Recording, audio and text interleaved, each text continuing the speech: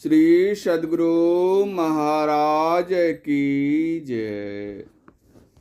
भगवान श्री राम द्वारा भगवती पूजन। नारी बहुत भक्ति संपन्न होती है। स्वयं भगवान उसका सम्मान करते हैं और आदरपूर्वक आवाहन कर पूजन करते हैं। ज्ञातव्य हो कि दुर्गा दशहरा पर्व उसी उपलक्ष्य में मनाया जाता है।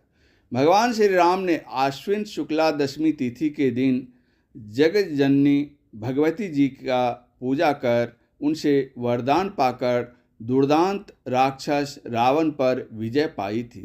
कथा इस प्रकार है। भगवान श्री राम रावण के 10 शीश और भुजा 20 को काटकर धराशायी कर देते थे। अविलंब ही 10 शीश और 20 भुजाएं पूर्ववत बन जाती थी।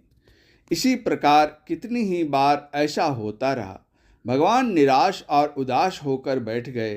सोचने लगे कि जिसकी भुजाएं और शीश कट जाने पर भी जुट जाए वह अमर है, उसको कौन मार सकता है। मेरा सारा श्रम निष्फल गया, अब सीता का उद्धार नहीं होगा।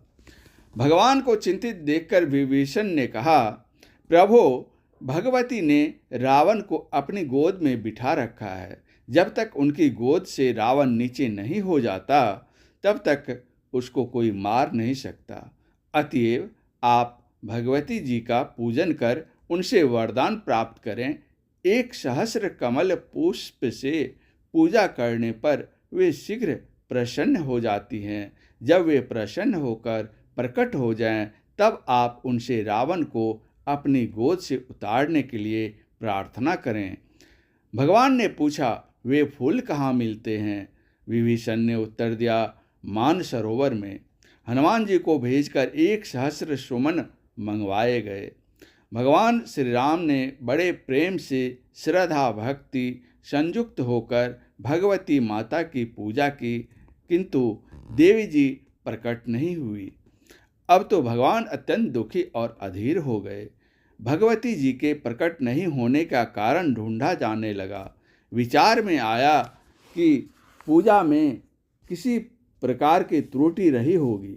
फूलों की गिनती करने पर 999 हुए, क्योंकि भगवान की प्रीति प्रतीति परीक्षण हेतु भगवती जी ने एक पुष्प को छिपा कर रख लिया था। अब क्या हो? भगवान ने हनुमान जी को एक पुष्प और ले आने की आज्ञा दी।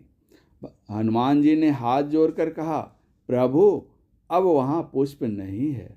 गंभीर चिंतन के पश्चात भगवान ने कहा, अच्छा, लोग मुझे कमल नयन कहते हैं, अतएव कमल की जगह अपनी एक आँख ही भगवती को चढ़ा देता हूँ। ऐसा कहकर जैसे ही वे अपनी आँख निकालना चाहते थे, भगवती जी ने प्रकट होकर भगवान का हाथ पकड़ लिया और इच्छित वरदान देते हुए बोले, रावण को मैंने गोद से उतार दिया। तब भगवान श्री राम ने उसका संहार किया। श्री सद्गुरु महाराज की जय।